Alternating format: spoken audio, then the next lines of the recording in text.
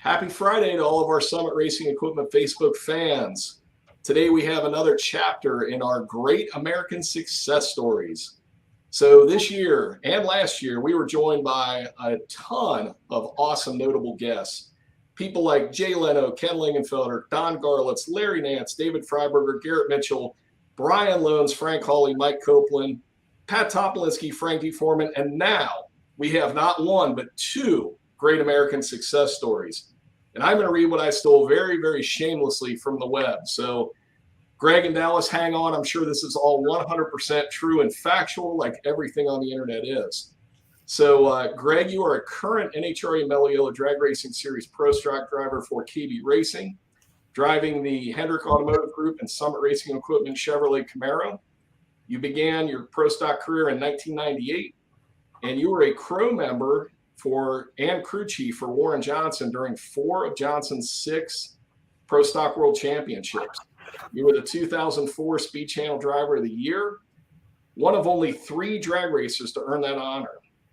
You share the all-time NHRA record for most wins in a season at 15 with Tony Schumacher. That is amazing.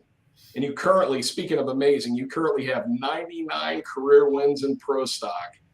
You are a 5-time Pro Stock World Champion, the winningest?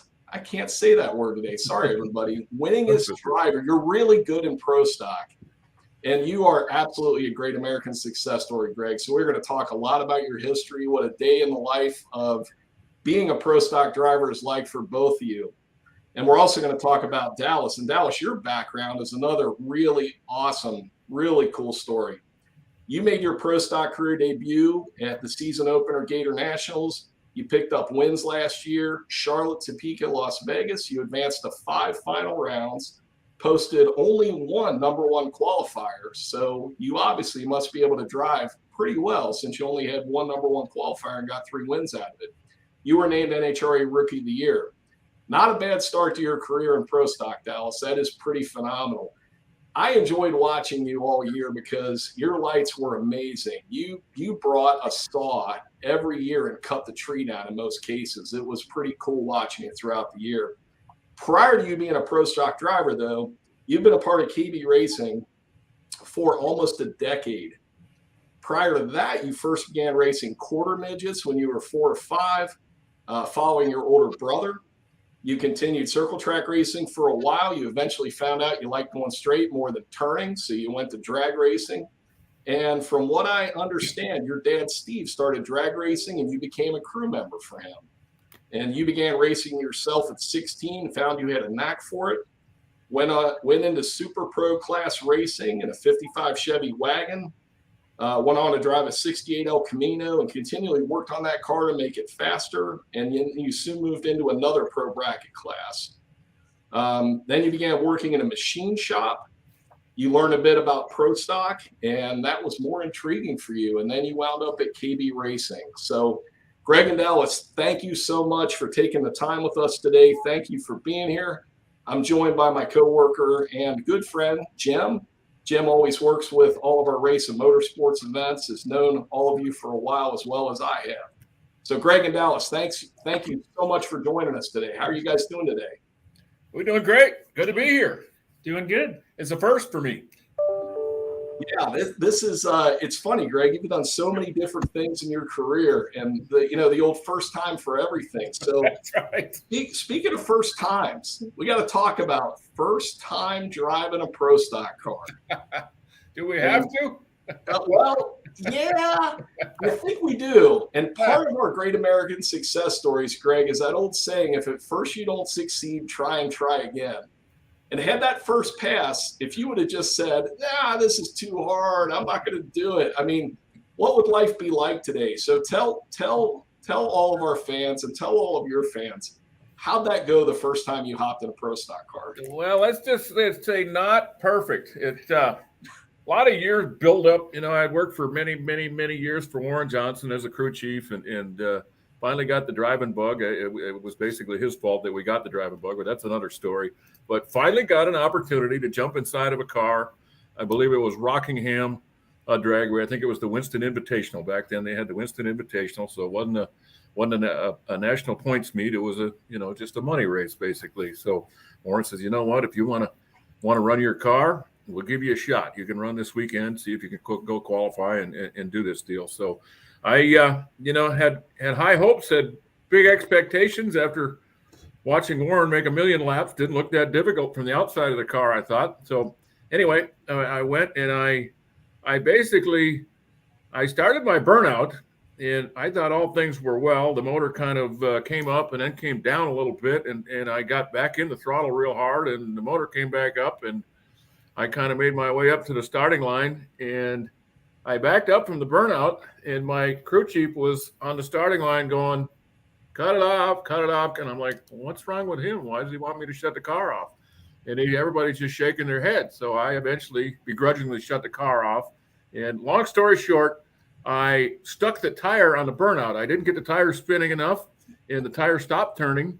And when I gave it more gas, the engine came up, but the tire didn't turn. So I was basically smoking the clutch, not the tire, and had no earthly idea. Obviously, you don't have rear view mirrors in these cars, so you can't see if there's smoke going out the back, but there was smoke billowing out the bell housing instead. And I absolutely destroyed the clutch unit of the car. They had to chisel it apart with a hammer and chisel. And that was my auspicious debut, my first run, and very embarrassing. And the great thing about it is nobody will let me forget that first run. I try to forget it. I put it out of mind, but it seems like every other race or so, somebody brings that up. You remember that first run you made, and it's always a laugh for everybody, a big joke. So I left myself a lot of room for improvement, no question about that. I set the bar very, very low, but I didn't give up. I didn't quit. I got back in it and eventually made runs, and I don't think I qualified for the event, but I got to make a couple runs. So that was my debut, and very embarrassing, but I guess there's always somebody worse. If we want to talk about first, we could talk about Jason Lyon in his first run. That was a little more spectacular than just burning the clutch up. I don't think there was anything left but maybe the clutch of that car when he got done. So there's always somebody who does something worse. So you got to look at the positive and the upside of it. Yeah. So Greg, fill the audience in. I think some folks may remember Jason's first ride. And Dallas, you still got in a Pro Stock car even after witnessing that. But well, it was at Columbus, and I think it was 2003. I think was the year at Columbus, Ohio. We had built a brand new race car for Jason. He was going to get his first shot at driving in a brand new race car, and he went out there and he qualified well with it. But we got to Sunday, first round on Sunday, and the racetrack was absolutely suspect. I'm certainly going to, not deny that. Everybody was having their hands full out there, but it got away from him, and he got upside down at the 8th mile, and it tumbled and started a blaze, a massive fire, and he walked away okay, but there was nothing left of that race car. So brand new, beautiful race car, and she was junk after the first race out, but he didn't quit either. And our great team leader, Ken Black, gave him another chance. And we built another car for him, and here he is 50-some wins later. He finally gave up the steering wheel, but he amassed 50-some wins in all those years from 2003 to 2020. And, obviously he came a long way from his first run too. Yeah. So, hey, Dallas. So after picking on these two, what's it like first time letting that clutch out? You had a lot of years watching these guys do it and a lot of sportsman racing, but obviously you had a little bit more success on your first run. But what's the feeling like the first time you get to do this? First time it happens really fast and it's over before you know it. So the more you do it, the slower things go and the more you see stuff. And so you get a little nervous on the first time as you should. I think if you don't get nervous, then you're not respecting it enough. But first time is definitely it's hard to wipe the smile off your face. They're a lot of fun to drive. How many passes did you get to make before we got to that first round at the national? I think I made 7 before my first round of eliminations. I kind of did. My first run was kind of the opposite of Greg's. It was the burnout was really nice. I had a lot of experience in the burnout car, and I hit all my shifts, and I'm like, well, I can only go downhill from here. So the next two or three runs, I proceeded to drill the chip in a couple of gears. So that was my learning experience. But so far, I I make my little mistakes, and I can nitpick every run I make, but luckily, I haven't had anything like these two guys have had. I think the golden rule is, Jim, to set that bar low on that first one time out, because there's always room for improvement. And then you look like a hero as you go forward instead of the other way around. You start out at the top. There's only one way to go from there. So which way you want to do it? Yep, absolutely. Dallas, I think I read some online content about, your first time in a Pro Stock car. Did you have to kind of slow down your reaction times a little bit because you kept going red, which to me is amazing. It's like, if you're that quick, that's pretty impressive. Is there a lot of truth to that, or was that maybe some license someone took in that interview? No, that was some of it had to do with the track we were at. It was a normal test session, and it seems like the NHRA tracks are just a little bit. They seem to be a little bit harder to cut a light, so I think that was some of it. But there was some truth to that. I went up there on my first run, and I was like 30 red at that track, and then I go back up, and I'm I think 12 red, and I come back up, and I'm 29 red again, and that's when I decided, okay, we better start making some adjustments. And it took a little bit of adjustments with the car and some adjustments with the way I let go of the pedal to try to calm it down a little bit. But I guess watching these guys and using our practice tree thing that we have, our little simulator we have, I kind of figured out which way I felt the most comfortable, and I guess it happened to be pretty quick. Yeah, well, it obviously worked really, really well because, like I said, all year, I always love watching you guys, but going through the year in your rookie season, you just did an amazing job, and it was awesome. And Dallas and Greg, I want to talk a bit about your background. And Dallas, I'd like you to go first. I know your background and working with the team, but I think a lot of our audience may not know that. And I think it's such a cool story because, you worked your way up through the sportsman ranks. You get an opportunity to work on the crew of a pro team. You take advantage of that opportunity. And I think the first time we met, I walked in the pits and you were hustling by me in between rounds working on something. I was trying to stay out of your way because I was like, man, that guy's busy. He's got a lot going on. And same with Greg. I mean, you both are constantly during the race just getting after it and doing everything you have to do to prep the car and get ready for the next round. But tell the audience about, how'd you get the KB? What did you do when you first started working there, and how'd you work your way up, and how'd you get the opportunity to drive? Because I think it's a great story. Yeah, to get the job, that was somewhat of just knowing the right people at the right time. I had kind of I know Pat Topolinsky and his wife Kelly, and I knew that they told me there was 3 guys that were leaving the team. I think some of them were just coming off the road, some of them were going to the engine shop, some of them were just leaving and exploring new opportunities. So they needed new people, and I happened to be a young kid that was old enough that was willing to move 3,000 miles away and learn how to do stuff the way they wanted. And so they gave me the opportunity to join the team. I started off just a tire guy and just working tires and doing the back half on Jason's car. Eventually worked to driving the truck and doing more and building rear gears. And then I had to fill in for our clutch guy a couple times when he got injured, and just kind of work my way up. And I do a little bit more, seem to do a little bit more every year, learn a little bit more. I'd never try to stop learning. That's the biggest thing. And in 20, when Jason was stepping away and Bo was stepping away, a couple cars were available, and they obviously know with all my sportsman racing that Jason had joked around. He always joked that I was going to smash his knee one of these days so I could kick him out of the car. So when he was finally leaving, it opened up that opportunity, and I just went head first into trying to find some sponsors. And luckily, Shane Thompson and Dan Provost with Rad Torque and Silver State stepped up, and they gave me the opportunity, and I tried to just make the most of it. So there's a little bit of a connection to Summit Racing before he started with KB. I actually met Dallas. Dallas had qualified for our Summit Racing Series Sportsman, and had qualified to be a finalist in Pomona. We won't get into the NHRA's rules, but at that point, Dallas was only 17 and was unable to compete. So the first time I met his dad, he was explaining that to me. I'm sure very calmly, right, Jim? Yes. And then I believe it was the following year, Dallas was at the ropes. Remember out there at Pomona, wanting to talk to Rob. I'm like, and Rob, hey, there's a young guy here named Dallas. And I think you already had your resume at that time, but that was sort of the first time that introduction had started. So it's very interesting that Dallas had come up through our Summit series, and again, first time we met him. So obviously a great racer. It's very exciting to see him where he's at today. Yeah, Jim may have actually played a role in helping me get this job. So sorry, big thanks to him. He went and talked to Rob for me. So. That was probably a makeup, Dallas, for, even though it's a role we can't control. I'm sure that, and I think it's awesome that your dad was having that conversation with Jim. Has that rule changed over the years, or is it still like that? I think it's changed, hasn't it, Dallas? Yeah, I believe we had somebody under the age of 18 last year. Yeah, it may be the Dallas Glenn rule. I don't know. Right. Yeah, I think it was only like 3 or 4 years it was like that, and I had just happened to be the first of those years.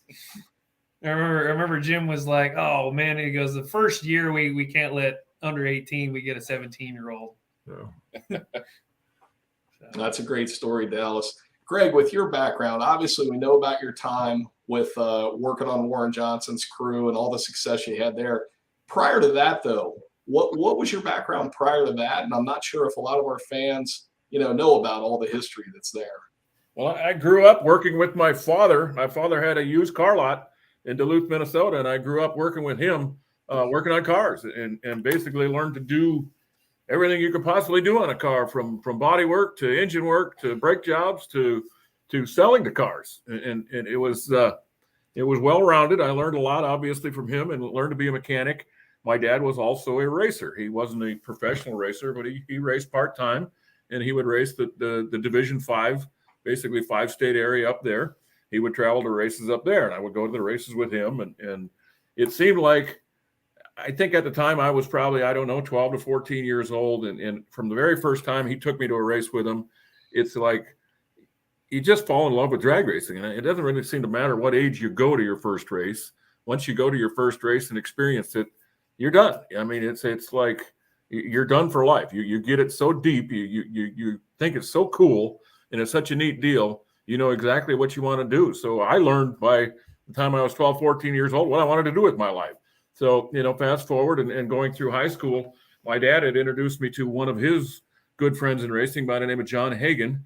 And as I went through high school, and even right after high school, I raced with him.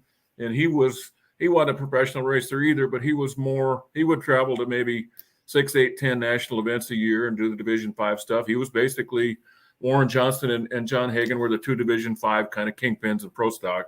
And I ended up racing with him, and that was kind of my next step up the ladder, working my way through high school. So unfortunately, we lost him in 1983 in a wreck in Brainerd, and that was kind of the end of that. And it knocked the wind out of my sails, and I went back home and went to work for my dad at his used car lot full time, and didn't drag race for 3-4 years, and finally got a call from Kurt and Warren, and basically asked me if I was ready to get back into the sport. Which, like I say, once you get it in your blood, you never get it out. But it was a heck of an experience to go through. And, he was like a second father to me. He was very tight with my dad, but I spent a ton of time with him, lived at his house when I would, travel and go to the races with him. So it was a heck of a loss, but obviously you learn from everything. And he and the family are, obviously still very dear to me. And between my dad and him, I certainly owe my start to them. But I'm telling you, that's just the way this drag race sport is. When you get your first real shot of it, you're not getting out. You're not getting away from it, but that's a good thing. So I thank my dad every day for what he did to me. I don't hold it against him. What he did was open my doors and make me make a decision. A lot of people that go through high school, they have no earthly idea what they want to do. I had an idea by the time I was 14 what I wanted to do. So that was a good thing for me. And if you focus on one thing hard enough, I think you can eventually become good at it. If you divide your attention between several different directions, maybe you'll never really conquer any of them. But I knew exactly what I wanted to do, and I focused all my attention towards it. And obviously that's paid dividends. And growing up in the north like that, in the cold and the snowbank, you learn to work or you freeze to death. So we learned a great work ethic up there, and I've certainly brought that with me down here to the south. Jason comes from the north also, so he has that great work ethic, and it's completely flooded our team, whether the people are from the north or from the south. They're all hard workers, and that's the way it should be. And I don't think we've gotten to where we're at because we're brain surgeons, but we work hard. We love to work. We love what we do, and we work hard at it. So if you set your mind to something and you set goals, you can achieve them if you want to work hard at it. That's awesome. Cool background and cool story. And it's so neat hearing about the involvement you had, Dallas and Greg, both with your fathers and the influence they had on you. And I think any one of us, one of those kind of things in life that we all want to accomplish is just making your parents proud, right? Yeah. And I'm sure in both of your cases, they got to be looking at you thinking, holy smokes, how did this happen? And I'm sure they're so proud of you guys that it's just got to be an amazing thing for your parents. Yeah, So that's pretty awesome. They had that much influence on you guys. That's a fantastic story. Yeah. So my dad gets to stare at me every run. He's the one that lines me up and does the back half on my car. He's definitely a proud papa. Dallas's dad is definitely a proud papa, and he should be. And what people don't understand is, our parents are definitely proud of us, but we kind of look at it the other way. We're just fortunate to be able to do this sport for a living. It's not a job to us. It's absolutely what we love to do. So it's not like going to work every day. It's going to tackle a new challenge today, and that's so exciting for us. And we're just blessed. We're very lucky to do what we do. So we don't consider it a job. We consider it an opportunity. And I'm telling you, it's been a great life. That's excellent, Greg. You're both making the most of it. That is for sure. So you mentioned earlier, Greg, about hard work. Let's talk about, a typical day in the office. I'm sure it's just kind of an 8 to 4, 8 to 5 routine, right? Not that many long hours. It all comes together easy, right? Well, it can be, but if it is, you probably won't succeed. It's really that simple. You get out of it what you put into it. And what I love about what we do is we kind of feel like we can kind of control our own destiny, because as much as we want to put into it, we figure that the more we can get out of it. If we don't want to put a lot into it, we won't get a lot out of it. But if we put a lot into it, we think we can get more out of it. So we kind of control our own destiny, and I love that part of it.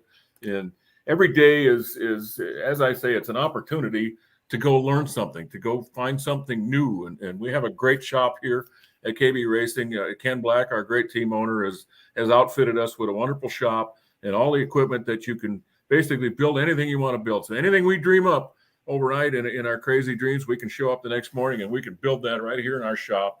And that's an opportunity that not many people get. So very fortunate, but that's our day. We anything we think up with, we come and we work on that day. And we built stuff. We built pretty much all our own stuff. We don't pick up catalogs and order parts from people. We pretty much build it all ourselves here in the shop. There's very few items that we don't build in-house.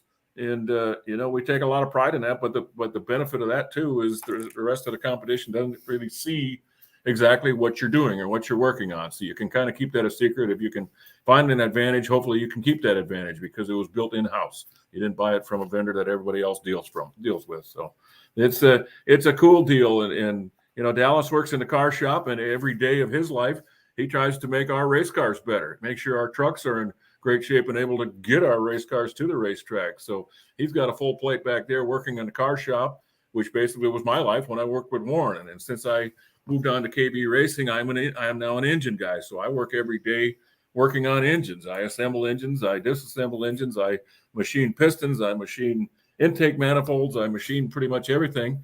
And when we get done with that project, we hand it over to Jason Line. He does the dyno work for us. So he's awful busy because we're constantly working on a different project on an engine every day. Usually every day we get some engine of our rotation to the dyno for something that's a new try again, a new, a little bit different twist to how we put these engines together. So it's very interesting, and you learn a lot, and you also have to revisit a lot of stuff that you maybe failed on 5 years ago, 10 years ago, didn't work then, may work now because times have changed and the package around it has all changed. So you got to revisit a lot of things that maybe didn't work in the past. But so it's really never ending, Al. It's whatever you can create and dream up in your mind, you go to work on that day. So we love that part of it. It's kind of an open type rules deal. There's not a ton of rules in Pro Stock. We love that about it. It allows you to be creative and work with your hands and basically try to create horsepower. So Greg, you mentioned the engine rotation.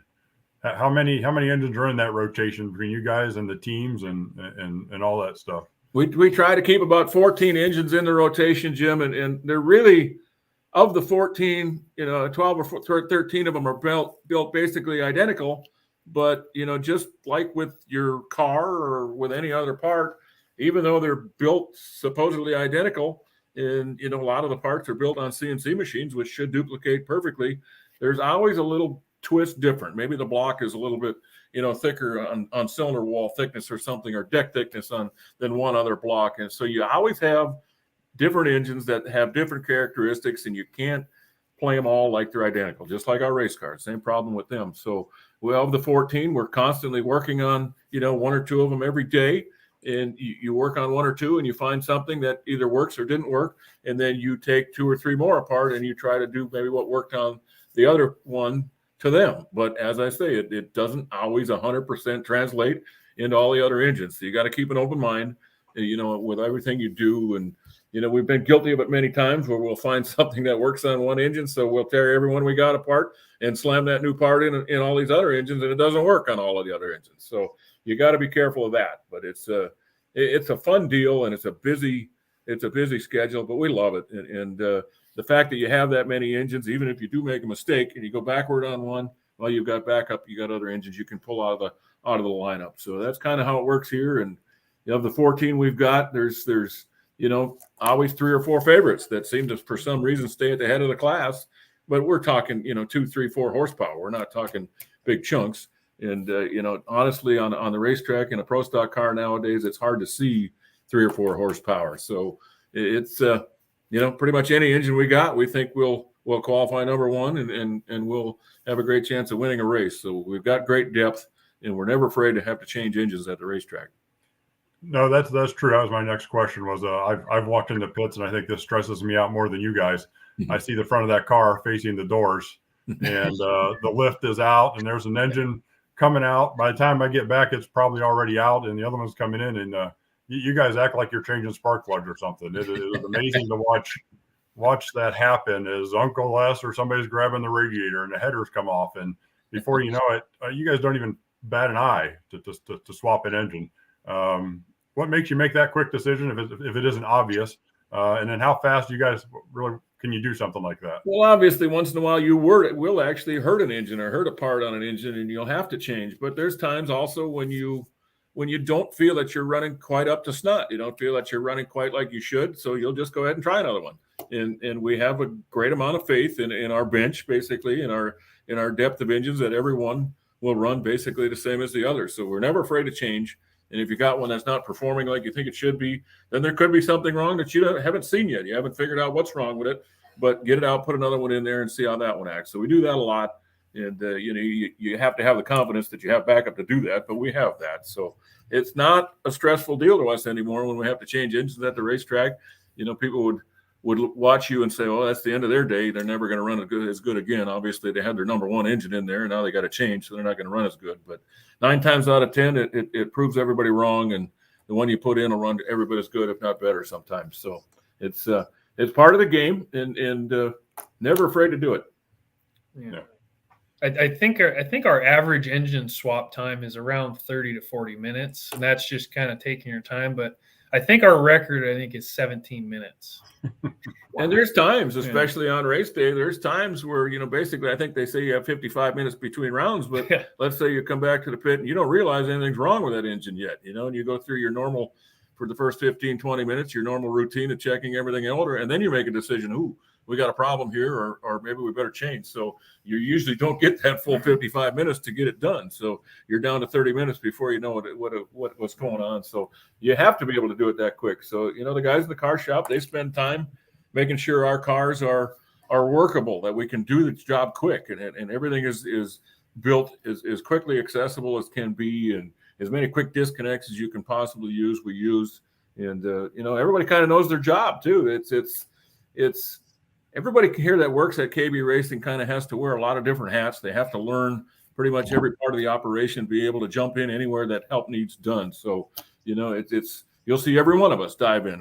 It's a car deal when an engine is changing, but the engine guys are working on it at the same time, and the back half guys are working on the engine at the same time. So everybody learns, a lot of different operations on these race teams, and that helps out, because when somebody goes down or somebody has a problem, anybody can step in and take over that task. So we got a lot of depth that way, and I think that's the best way to run your team instead of just having a specialist that only works on one particular project. You gotta wear a lot of different hats. So, Greg, with testing and development at the shop, how much time do you all spend on testing and engine development, component development? And then I think for our audience, it'd be great to talk about what would be considered a big gain right now when you're doing development work. Because I think folks, might be thinking, oh, it's got to be 50, 60, 70 horsepower. And yeah, I see you laughing. You're like, you can't imagine the party we would have, Al, if we found 50 horsepower. It's every day we work on the engines, trying to make them better, not only maintaining them and making sure they're all right to go to the next race, but trying to make them better and trying different widgets, different parts of the engine. And we've worked on the short blocks of these things so many years, Al, that the short blocks are fairly refined. There's not a ton we feel left to be done there, but that doesn't mean you quit. You still fiddle with it. You still try different ring packages. You still try different home packages. You still mess with, different deck heights and things with the block. So, but to answer your question, what's a good day or a good gain? Honestly, if you were going to ask me this question 5 years ago, I would say 10 horsepower, right? That's a good day. That's a big win. Today, a big win is probably 2-3 horsepower. And it's hard to quantify. That's why your dyno has to be so accurate, and you have to have so much confidence in your dyno, because you've got to be able to quantify, is it actually 2 horsepower better? Is it 2 horsepower worse? So those, you have to look at it nowadays like, if you can find 1 or 2 here and maybe 1 or 2 there and maybe 1 or 2 there, now you've got a decent gain. But to find 10 at one whack in one project, it just doesn't seem to happen anymore. And we never say never. We never say we give up trying, because we constantly try, but we've had to lower our expectations and celebrate the small wins, because the big wins just haven't come along in a lot of years. It's the full package is tight enough now that there's so few areas you can really work on. Now that we've limited the RPM these engines can run at 10.5, nobody can go over that. It kind of locks you into what you can do with your intake manifolds and your intake track, trying to change the RPM of the engine. We used to run our engines to almost 12,000 RPM, years before the change, and those were the fun times, because every day you try to do something, trying to figure out how to make your engine run higher. Now you can't do that. So just that one big change alone has completely changed the way you work on these engines. And there's been a lot of obviously technology shared over the years where, not necessarily what you want, but stuff leaks out and employees move from team to team and things like that. So a lot of technology gets out. So all the race teams have seemed to kind of bunched up in a big bunch right now. I would say of your 16 qualifiers you have right now, you're not going to see 5 to 10 horsepower difference between any one of them. So that's what makes it harder to win these days. And that's what makes those 1 or 2 horsepower gains all the more important. And you have to keep looking. There's so many races that are decided by 1,000, 2,000, less than 1,000 that, you say, well, we really can't tell if the engine ran better because it's 3 horse better than the other one or not. Well, guess what? Maybe it did by 1 hour or 2, which you're kind of saying doesn't really matter. Well, it does matter. It absolutely decides a lot of races. So you got to look at it that way and just look for smaller chunks, I guess, is what it comes down to. Like in the car shop, it may not always be looking to get it to go faster, but it may be to try to extract everything, as much as you can each and every run. Try to work on the consistency. Every car and every engine has, I guess what you would call a perfect run. It's always unattainable. You'll never get it. You can ask anybody, oh, well, that was a perfect run. Yeah, there's always something wrong with it, but trying to work on that consistency to get every last bit out of the engine and the car that you can is kind of more what we work on. So that way, you might actually be able to see that 2 or 3 horse out, over the course of a few runs. Awesome. I want to give a quick shout out to a couple of our Facebook fans here that have thrown a few comments up. Donnie Martin Greg says, hi, Greg. Hi from your buddy from Canada. You're the best. So that's from Donnie Martin. We've got Joe Rangel, who thanked us for bringing him the video feed and our fans a video feed in the rough environment.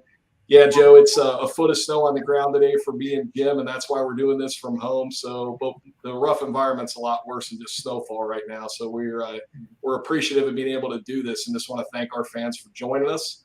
We've also got Robert Bonin, I believe is how his last name's pronounced.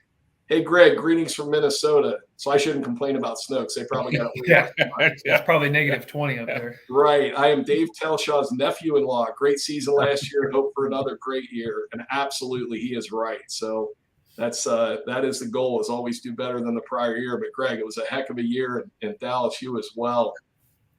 Hey, let's talk a little bit about things that you've tested, Greg, over the years.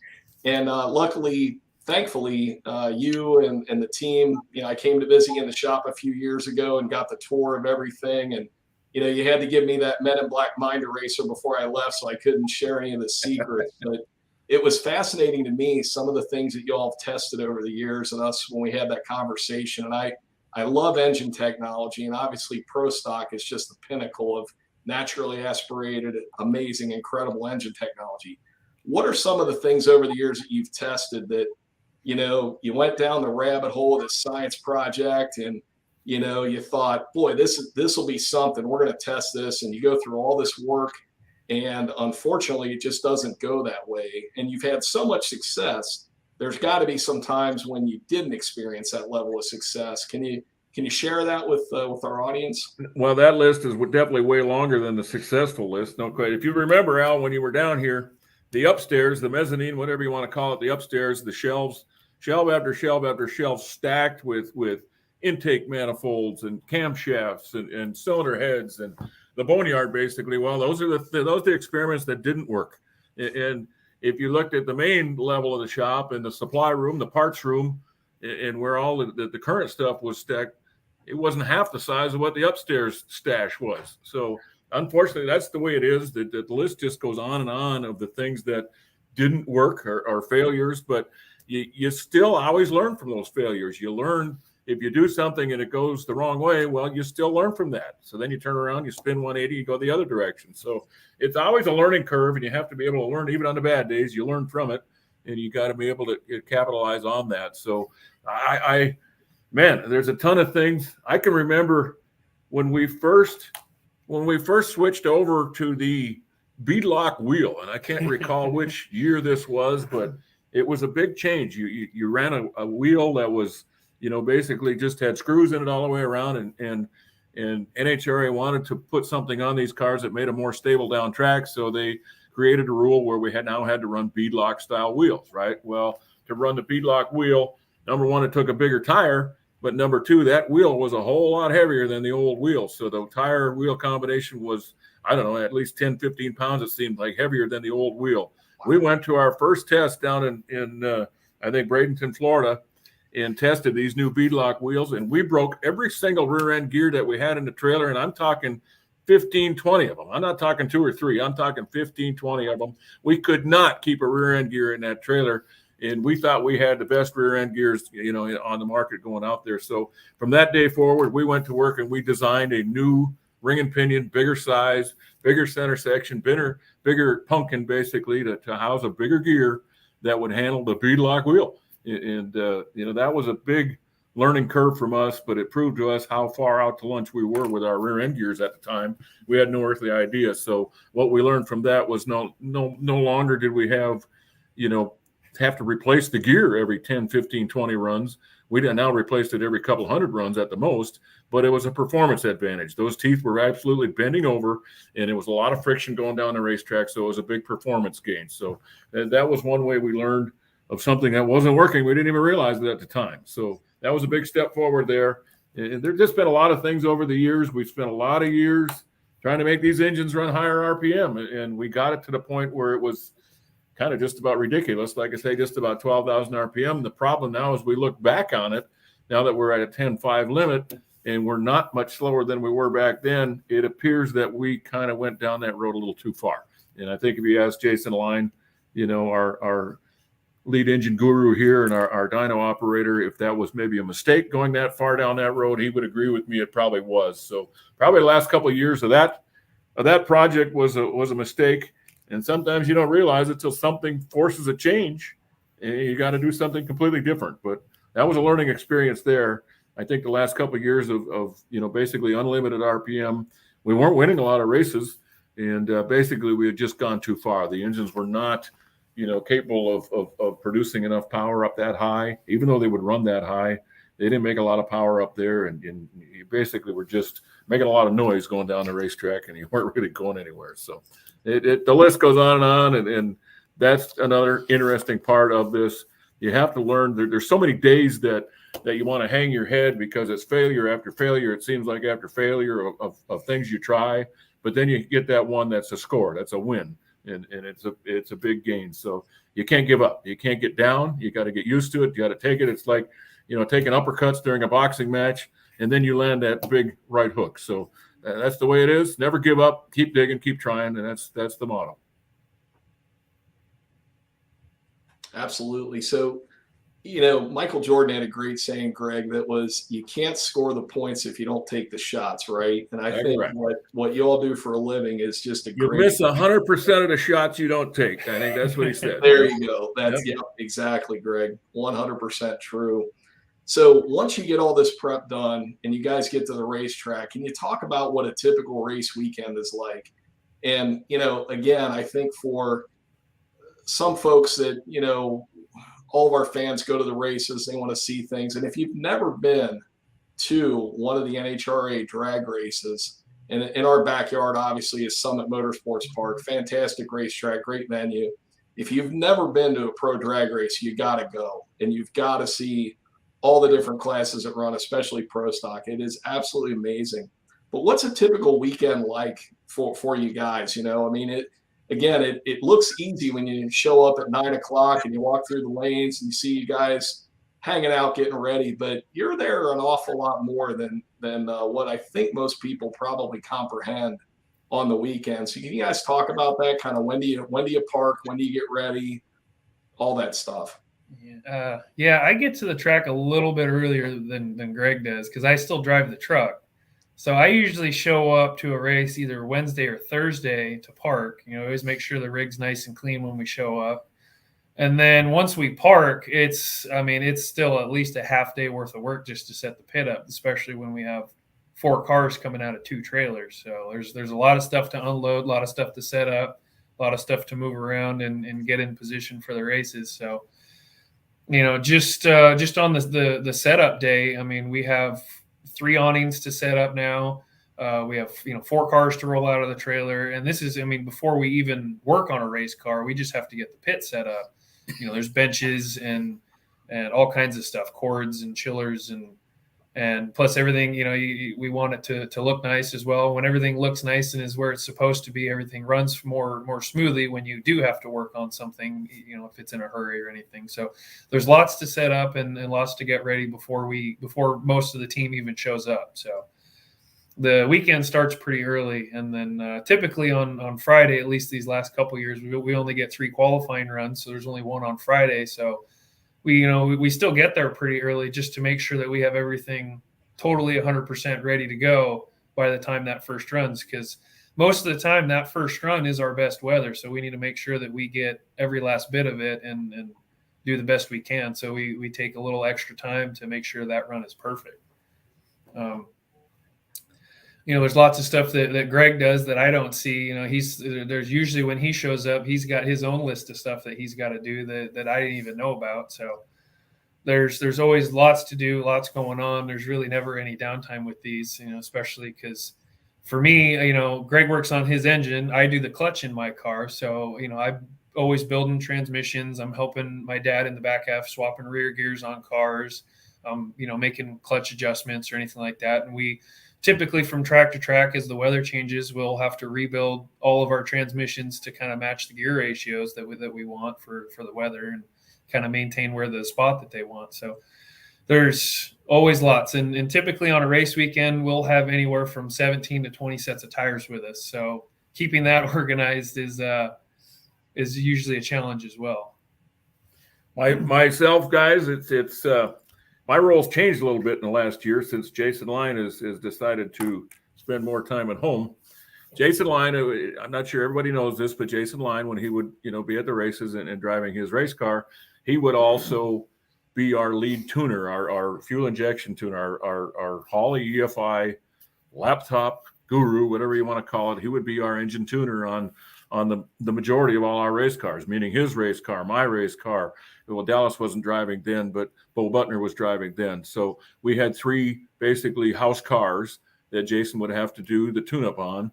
And if you know much about the fuel injection setups in these race cars these days, they're not automatic setups. Basically, we have to program every run, hit every key, every amount of fuel we want in every cylinder, the timing all the way down the racetrack, in every engine, every run. And whenever the weather changes, which it does every single session you go out, you make changes to that computer because it doesn't change on its own. It's not like a carburetor where it would make up to the atmospheric change and change the amount of fuel that goes in the engine. You have to tell that laptop computer before the run exactly what you want that engine to do. So he would do that on all of our cars. And when he decided to step back, well, who's going to do it now? So I had to go to school and I had to learn how to, first of all, turn on a laptop. Knew nothing about one, didn't want anything to do with it. So I came in kicking and screaming, but I didn't have a choice. So now I've had to take over the tuning job of all our in-house cars, which for me nowadays, I used to be able to kind of show up at the racetrack and service my engine and basically go watch the Golf Channel for an hour or two between sessions. And that changed. I might as well get rid of the Golf Channel. I might as well get rid of the cable in the TV because I don't see the TV anymore, because 99% of my day is in front of this laptop computer tuning these race cars, not only mine, but Kyle Koretsky's, Dallas Glenn's, Roger Brogdon's, all of our team cars. They all need attention every round, every run you make, and it is a 100% all-in type of experience. The more time you spend with it, it seems like the better job you can do. And when we're looking for a thousandth of a second here or there, the difference between qualifying number 1 or number 3 or 4 or winning a round or losing a round, you better try and get as much of that stuff exactly accurate as you can. So I spent every minute of my day between rounds working on a laptop computer, tuning these race cars, just like Jason used to do. So it's made my life at the racetrack completely different. But on the flip side of it, with Jason staying home and staying at the race shop, we used to have to pack up basically our entire race team to go to the racetrack. So that shut down your R&D when we were gone to the races. It shut down your development project at the shop when you were gone to races. And now with Jason back at the shop, it still goes. When we're gone racing, he's still working on parts and pieces back at the shop. And I think everybody saw last year that it ended up paying dividends. We definitely made a few gains last year, and we definitely, raised our performance level. And so I'm not going to whine. I'm not going to cry about it. I'm not going to, be sad that I missed the Golf Channel anymore. I love to watch golf. It paid dividends. So that's what it's all about for us. And I'll take the bullet. I'll take the extra work at the racetrack if that's what it takes to succeed. So that's kind of my day anymore. And everybody that works on these race cars that we have at the racetrack, nobody's sitting in a chair during the day. They're all working on something all the time. And even though you may have an hour between runs or 2 hours between runs, on qualifying days or whatever, there's really no downtime. And you could find downtime if you wanted, but you're not going to perform as well, or you shouldn't feel like you're going to perform as well. So once again, you get what you put into it, and we put a lot into it. I'm not going to deny it. And it's not just Dallas. It's not just me. It's everybody that works on this entire race team puts a ton into it. And there's really no distractions during the day. Nobody's out wandering around the pit area looking for ice cream cones or a corn dog or whatever. We're in our pit area working on something all the time. And I think that's what makes these race cars so great and gives us a better chance to win every week. So guys, we've talked about the cars. We've talked about the team. We've talked about the rigs, preparation. How do you guys prepare for the weekend when you roll in there, Dallas, whether it's Tuesday or Wednesday or, Friday, that hour before that first run? You are so busy with everything else. I'm sure that keeps your mind occupied. But when it's time to suit up, grab the helmet, hook up the car to the golf cart and head to the staging lanes, where's your head at that point? At that point, my head's still working on the car.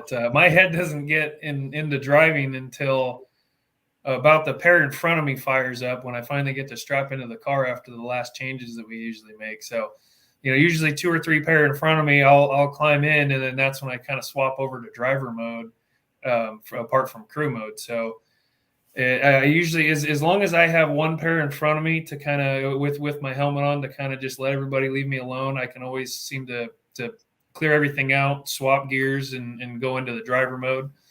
So that's something that a lot of the bracket racing stuff, because I've raced a lot of different cars in the same day. So being able to swap gears and go from working on something to driving this car to driving that car, kind of helped me out with that experience. So it's if anything nowadays, working on the car is probably a good thing because it keeps me from overthinking everything. I don't get to sit there and think about how I'm going to screw this next run up. I just have to get in, focus on it, and try to do the best I can. So it's pretty much the majority of the time I'm at the track, it's always working on the car or working on one of our 4 cars to try to make sure everything's at tip-top shape. Yeah, I think it's pretty much the same thing for me, guys. You understand that our day is so busy with other things, and don't get me wrong, there's other racers that do it the other way around that basically are nothing but drivers, and they maybe spend time in their trailer, I don't know, concentrating, meditating, whatever they want to do, focusing, trying to get focused on driving that race car. We don't really offer ourselves that luxury, that time to do that. So for us, it's got to happen when we finally strap in that race car. And for me, I do kind of feel like I do change when I sit in that race car and kind of get in your own little office there and nobody's in there with you and you got yourself to all your thoughts. That's when it completely changes gears for me, and you forget about that laptop computer. You forget about the engine change you made or what you got to do with your engine for the next round. You forget about all that stuff, and you think about driving it. So it's a different way of racing, but I wouldn't have it any other way. I love every part of it. I love being able to work on the race car. I couldn't be that driver that just goes there to drive the car only and not work on the race car. And I've told myself this many times. I see some of the other racers that do nothing but go show up and drive a race car, and they do a hell of a job with it because they don't have anything to do but think about that. But I don't want it to be that way for me because I have the feeling that I always tell myself if I go out there and I get beat, let's say my car gets outrun by somebody and I get beat, I come back to the pit. If I'm one of those drivers that doesn't work on his own race car, has nothing basically that he can do to change his future for the next run. Basically, I have the feeling that I can go back and do something to help myself be better for the next time up there. That racer that doesn't work on the race car, they have to depend on somebody else to try and make their life better. And I feel like it's kind of in your own hands that way. And I feel good that I have the chance to go back and try and make my race car better, make my opportunity better to win the next time. So I love that part of it. I love that I'm a part of it, of the whole picture like that. So that's the way I'm going to be. And yes, there's positives, there's negatives towards both ways, but that's the way we've elected to go here at KB Racing. That's the way we'll always be. All of our drivers, and they'll always work on race cars. So just a different philosophy, I guess, but that's the positive I see of it. I think one of the things that I remember Ken and Jason telling me is drivers are a dime a dozen, but so if you're going to be a driver, you're going to have to learn to do something else too. So, well, Greg, I remember out in Pomona after you'd won the championship, I come in the trailer and asked you. It's not one of these questions you asked before the final round, but I'm like, before the round. How do you feel before a round like that? I mean, this runs for the championship. This is for the event, and you had an interesting response to me as far as how you kind of come into a round like that. What did I tell you? What kind of lie did I tell you? There's another round. You said you didn't really get worked up, and sometimes you wish you did get a little more worked up. Yeah, that is honestly true. To be honest with you, I do treat it just like it's another round anymore, and I guess I've been in the car so many times. The whole butterfly deal and the whole getting worked up and nervous deal, I used to think, man, that's terrible if I could just do it without that. But now I think the other way around. If I could just get back to that, because I think at times it helps you. I don't know why. It certainly gets your heart started and gets your heart pumping, your adrenaline going. And maybe I don't get that going as much anymore. So I've said it before. I wish I did get the butterflies I used to get. And unfortunately, I can't artificially create them, I guess. And that's one of the downfalls of doing this so long, I guess. So there's positives and negatives to everything. The longer you do this, it's like you create other issues that you didn't have back when you first started out. And you didn't realize how lucky you were when you first started out that it was so exciting and it was so cool. All you had to do was worry about going up there and cutting a light, and life was great. And then the longer time goes on and the more runs you make and the longer you do it and the more the responsibilities go up with, keeping the race team afloat and keeping the race cars out there, you start getting your mind clouded, and that's a problem. So if you could go up there and take a card into your brain and zip it free, just download everything out of your brain, you'd be a better driver. And that's what you had when you first started out. You didn't have a brain full of crap, basically, and you weren't clogged up, and things were easy and things were fun. So those are one of the couple of things I wish I could recreate. But I guess, all that time and spent in a car, that experience, that's worth something too. So you get positives and you get negatives. Is that the way it is for you, Dallas? What's Your that? mind, is that the way your mind is? Yeah, pretty much. I mean, I'm still in that fun and exciting. All I got to do is cut a light part. I wish I knew how many runs this guy has in a car, because I guarantee you it's way higher than people think it is. Like it's probably well over in the tens of thousands. I have like 100. So, what about that first final round for you, Dallas, or that first win? The first win was a strange one. So that one is it was 4 wide. So you're going up there. You could be first and you could be fourth. So you can swing. You can go from a really high to a really low pretty quickly. And then the second part there was a malfunction with the timing system. So I didn't even know I won until a minute after I got out of the car. So I went through the finish line and saw a solid light, which to me was supposed to tell me I came in second. So, it was a little bit of excitement because at least, I'm not third or fourth and my light did come on, but there was disappointment as well because, I wanted to win.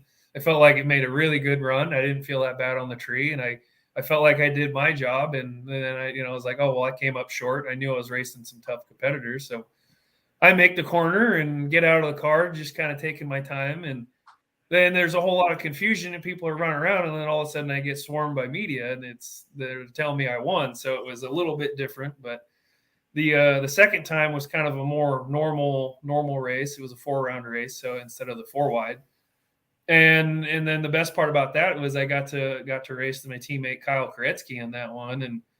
And it was just an all-out brawl at that point because I knew his car was really fast and I was going to a lane that I didn't think was quite as good. So I had to get everything out of the tree I could, and I got lucky that I didn't stage a 1/16 of an inch deeper because I would have lost. Yeah. That's awesome. So, and Greg, all your career highlights, is there any one that sticks out that you think back to and you think, I cannot believe that just happened? And I'm sure there's a lot. We could probably talk another hour about all the different, incredible things. But is there one that you go, man, I can't believe that happened? There's definitely been a few that I could probably say that, but the one that sticks out the most, and it's because of what this race has always meant to me. Indianapolis has always been, in my mind, the most important one, the biggest one, the coolest one, the hardest to win, all those things. So all those years I worked for Warren, it took us a lot of years to finally win at Indy. And I don't really remember how many times he ended up eventually winning that race, but it seemed like it took a long time for Warren to win Indy. And I remember the very first time he won it, I remember after he crossed the finish line and the scoreboard came on and we won, I think I went and sat on the wall right next to the starting line, and I just shook my head and I said, we actually won Indy. It was so important to me to win Indy back then, and that transferred with me when I became a driver. To be able to win Indy is tenfold what it is any other racetrack. So when I won that race, it was actually the second race I ever won. It was 2001. I had won in Bristol earlier in the year for my first win, which, obviously everybody is like, well, he's a one and done guy. That's a flash in the pan. He got lucky one time. They'll probably never win again. And to win again that year and at Indy, my favorite racetrack, my favorite race, everything about it means the most. That I think was my coolest race. And I said the same thing after that. I cannot believe I just won Indy. So both the times, with Warren and on my own, and the times that I won at Indy, those are the most important to me.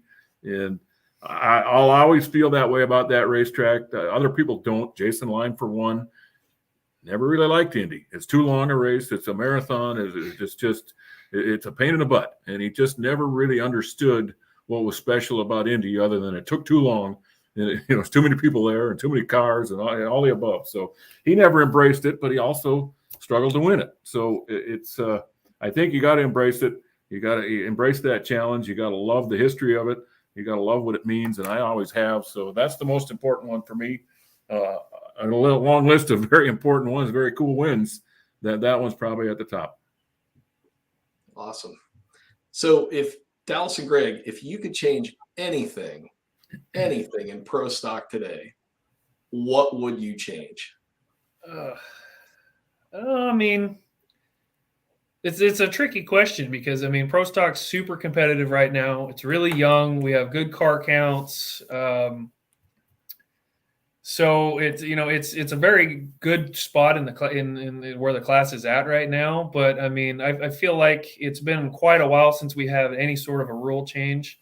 Maybe it might be time to open it up a little bit. Let us get a little bit more open in the R&D department. I know Greg probably has some ideas as well. I mean, of course, much bigger payouts would be really cool. Yeah, that'd be a good change, wouldn't it? I know that's a tough thing. 5 red limiter, like Greg was saying earlier. Yeah. Well, I just feel, Al, that what was always cool to me about Pro Stock was every year you could depend on the class picking up 200-300 of ET and a mile an hour or two of speed year to year to year. And basically you attributed it back to about a 10 or 15 horsepower gain per year. That's not happening over the last few years. We're not really gaining 1 or 2 or 3 a year. So I would like to see the rules relaxed enough. And I'm not sure the ways we need to do it. We don't need to be probably unlimited with the engine RPM because, yes, things got out of hand. But I think 10.5 is a little bit too low. We could certainly raise that some. I don't know if we need to maybe have our engines maybe a little bit bigger cubic inch or what we need to do. But the bottom line is I would love to see the cars run faster. I would love to see them run more speed, more ET, and be able to have that year-to-year gain like we used to have. So that's what's gone away over the last few years. I agree. The class is probably the best racing that it's ever been right now. But I don't really think that would change with the group that we've got involved now, the young kids and the females and the old cats like me. We've got it all. We've got all that stuff.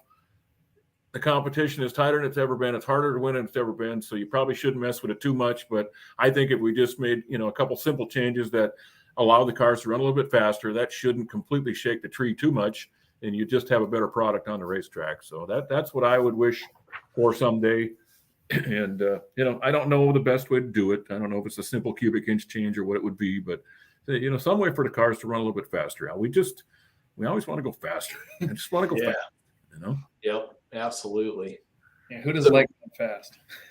Yeah, no doubt. So outside of all the things that you both do with Pro Stock, all the travel, all the races, what do you guys do to relax? Greg, I know Golf Channel's high on the list, getting out, hitting the sticks once in a while. Well, what else do you have on the list? And Dallas, you as well. There's not a whole lot more than that to me, Alan. And unfortunately, the Golf Channel had to disappear from the racetrack, I've probably spent a whole lot less time at the golf course over the last couple of years too. So I don't know what the tie-in is there, but I work a lot. I definitely work a lot. So I'm boring that way. I need to get back to, more extracurricular activities, whatever you want to call them. I definitely love to golf. Really any sport, going to any sport, going to a football game or a hockey game or anything. I love all that stuff. I'm a sport guy. And I love to watch all of it on TV. And, I'm just a sporting type of guy. So I enjoy every sport that I can either go to or watch on TV. And past that, unfortunately, my biggest hobby is my what we call this here a job, I guess they call it. But it's an opportunity to me. It's not a job. Awesome. Yeah, I'm pretty much the same as Greg there. I've had a little bit more opportunity to do some golfing than I think Greg has. When we had the lockdown there in 20, while Jason was still driving, it gave us quite a few weekends off that we weren't expecting. So I started golfing a lot more. But one of the things that I do that Greg doesn't do a whole lot of is I still, whenever I have a weekend off, where we actually get a weekend off, which isn't very often, but I'll usually go out and bring the old bracket car back out and go have some fun bracket racing. And, I've bought a lot of parts from Summit for it, and it's quite a bit faster than it was back in the day when I won the sportsman class and first met Jim. But It's still the same car, and I go out and I feel like I almost feel like the racing the Pro Stock is somewhat helped me in that car. It's seeing the tree more, being more focused, being able to clear your mind when you go up and know what you need to do. But I still have fun bracket racing and going out and seeing all my friends at the track. And if the weather's not good, then I do a little bit of slot car racing, and it's drag racing as well. So you can pretty much bet that it's either golf or racing for me pretty much 99% of the time. Excellent. Good deal, Dallas. Well, hey, if you're both sports fans, I'll throw a shameless plug in at the end of this. So we got the Super Bowl coming up in a couple weeks, and I grew up in Cincinnati. So I need you guys to jump on the bandwagon. You got to root for the Bengals coming up in a couple weeks, because the last time they were in the Super Bowl was in, I think it was 1993, 92, 93. 31 years ago, wasn't it? Yep. It's been a bit, yeah. So we need all the help we can get. So if you can tune into the game, give them a little bit of karma, we'd appreciate that. Greg, my help, I would love to see Cincinnati win. Yeah, me too. It's been quite a long time. I got family and friends down there, and we'll be watching the game here. So we'll be hopefully it's relaxing, and hopefully they get a win and it doesn't go the other way. What did they set the spread on in that game? I haven't heard. I heard it's LA by a couple, I think. Like two? Like two or I think three was last I heard. I know LA's tough, but they may underestimate Cincinnati. They keep surprising everybody. So Joe Burrow's a real deal. They didn't play this year, did they?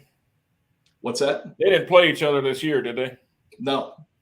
Nope. So it's going to be a good matchup. It'll be a great Super Bowl, that's for sure. So and then shortly after that, you gentlemen are going to be getting after it. Yeah, I actually think we might be, we'll be testing. We'll be testing during the Super Bowl. Yeah. That's going to take place on the Golf Channel. All right. In between testing, I'll text you guys updates and let you know how things are going. So we'll have TV on. Yeah, absolutely. Well, Greg, Dallas, always great seeing you guys. Really thrilled you're part of the Summit team. I know Jim sees you at a lot more races than I do. I don't get out as much as I'd like. Pat Topolinski threw a comment in too. Good luck this year, guys. Hopefully I'll get out to a race or two this year. And kind of like Pat, I got to do the same thing. I'll absolutely see you at Summit Motorsports Park. Hopefully I'll see you at some other tracks as well. And, I'll buy the ice cream at Summit Motorsports Park. How about that? So that's a deal. I'll be the step and fetch ice cream guy. And if Pat shows up, we'll get him one too. So thank you guys so much today. I really appreciate it. I know Jim always enjoys seeing you and catching up. And I know our customers as well always appreciate when we have great guests on. And your guys' story is amazing. I mean, when you think back so many years ago, when you were 16, 17, 18, did y'all ever think you'd be doing today what you're doing? And it's just such a cool story. I think it's inspirational for people. And it's, for some of our young fans and some of our young customers, it's what they can aspire to be. So I think it's fantastic.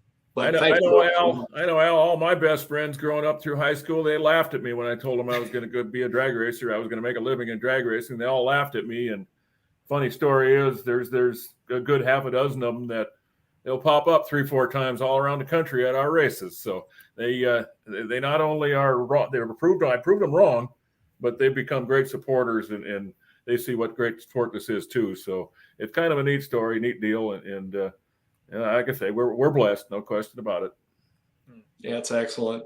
Well, thank you guys again. Summit Racing customers, fans, thank you so much for joining us today. If you liked what you saw today, make sure that you follow us on Facebook, hit the like button, subscribe to our YouTube channel. This will get reposted again. We also have our podcast on all cylinders. Subscribe to that. This will be put on that podcast, obviously without the video, but follow us on every social channel. And again, thank you all for buying from us. Thank you for being customers. Greg, Dallas, thank you for the partnership and the relationship. We always appreciate it. So good luck this year, guys. We'll get it in. Thank you guys as well for all the great years. It's been fantastic, and we're still digging, boys and girls. We definitely couldn't do it without you guys. That's for sure. You guys have been great sponsors and supporters of this team for a very long time. So, well, we're very proud of the relationship. And Greg, like you said earlier, Ken Black and the family, such a great team owner with you. I mean, they really just good people and always focused on getting what you need to win and do your job the best that you can. So it's a great relationship and a great partnership, and we're proud to be part of it. Thank you. Us too. All right, guys. We'll see you in Pomona. All right, guys. See you, Jim. See you, Al.